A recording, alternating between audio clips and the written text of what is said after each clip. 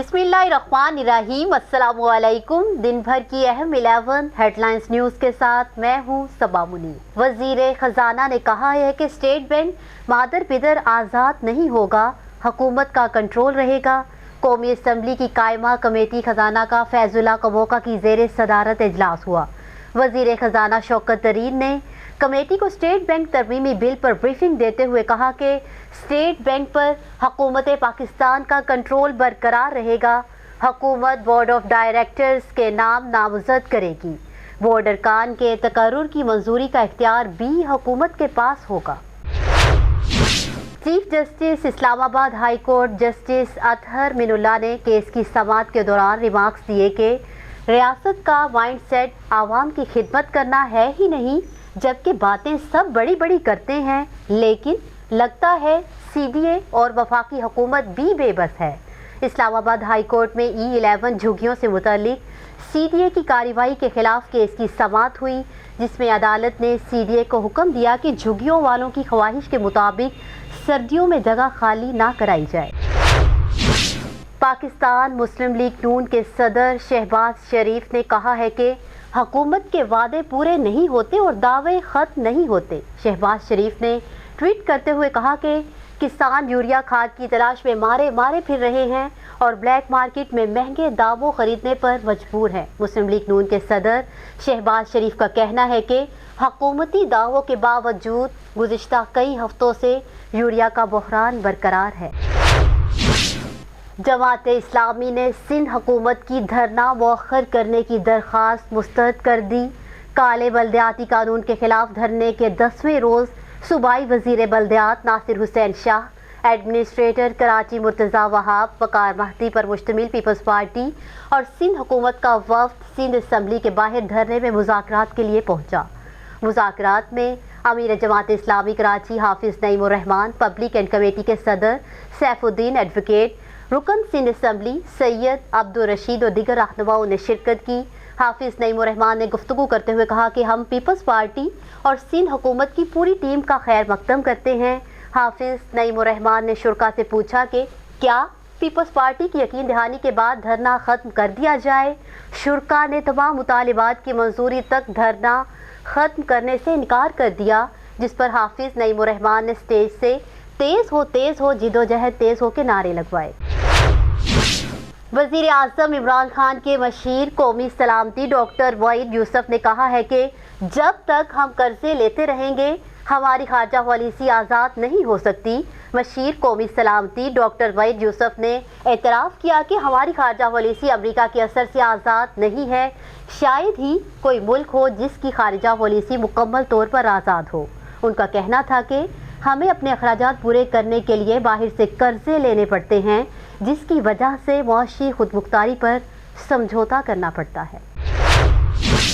वज़ीर आज़म इमरान खान ने आलमी बरादरी से मुतालिबा किया है कि एक इंतहा पसंद हिंदू रहनुमा के 20 करोड़ मुसलमानों के कत्लेआम की धमकी देने पर मोदी सरकार की खामोशी का नोटिस ले।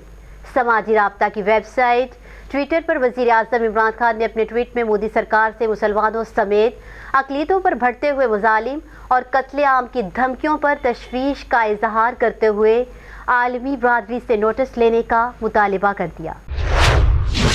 वफाकी हुकूमत ने इस्लामाबाद के बल्दियाती इंतखाबात इलेक्ट्रॉनिक वोटिंग मशीन के ज़रिए कराने का ऐलान किया है।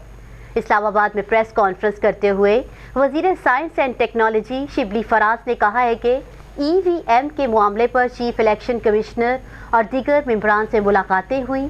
उन्होंने कहा कि इस्लामाबाद के बल्दियाती इंतखाबात अप्रैल के वक्त में होंगे, जिसमें EVM के ज़रिए वोटिंग होगी। इससे इंतखाबात शफाफ बनाने में मदद मिलेगी, जबकि इलेक्शन कमीशन ने इस्लामाबाद में बल्दियाती इंतखाबात कराने के लिए EVM की तादाद भी बता दी है।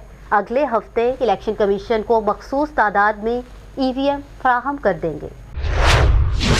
रावलपिंडी की तहसील मरी को ज़िला का दर्जा देना और उसका नया नाम ज़िला कोहसार रखने की तजवीज़ सामने आ गई। ज़राए का बताना है कि सियाहती इलाके के लिए कोहसार डेवलपमेंट अथॉरिटी कायम करने की तजवीज़ भी दी गई है। वज़ीर आला पंजाब उस्मान बुज़दार ने मरी को ज़िला कोहसार बनाने के क़याम और कोहसार डेवलपमेंट अथॉरिटी के लिए हदायत जारी की। ذرائع کے مطابق ضلع کوثر کی حد بندی کے لیے بورڈ آف ریونیو سے سفارشات طلب کر لی گئی ہیں۔ کون کون سے نئے علاقے ضلع میں شامل ہوں گے، اس حوالے سے تجاویز پر کام جاری ہے۔ چیف سیکریٹری اور senior member board of revenue سے سفارشات بھی طلب کر لی گئی۔ مسلم لیگ نون کے سینئر نائب صدر شاہد خاقان عباسی کا کہنا ہے کہ سابق وزیر اعظم نواز شریف علاج کروا کر ہی لندن سے وطن واپس آئیں گے۔ ایک بیان میں شاہد خاقان عباسی کا کہنا تھا کہ حکومت کہتی ہے کہ وہ نیب کے ساتھ مل کر کام کرے گی، کسی کو حق حاصل نہیں کہ وہ جعلی کیس بنائے۔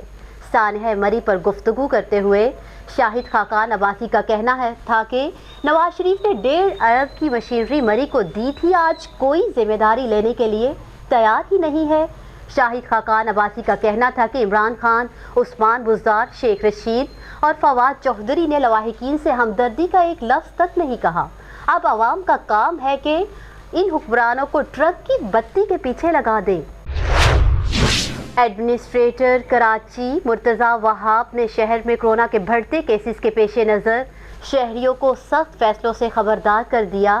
ایک بیان میں مرتضی وہاب نے کہا کہ 2 ہفتوں میں کورونا کے کیسز میں تیزی سے اضافہ ہوا ہے۔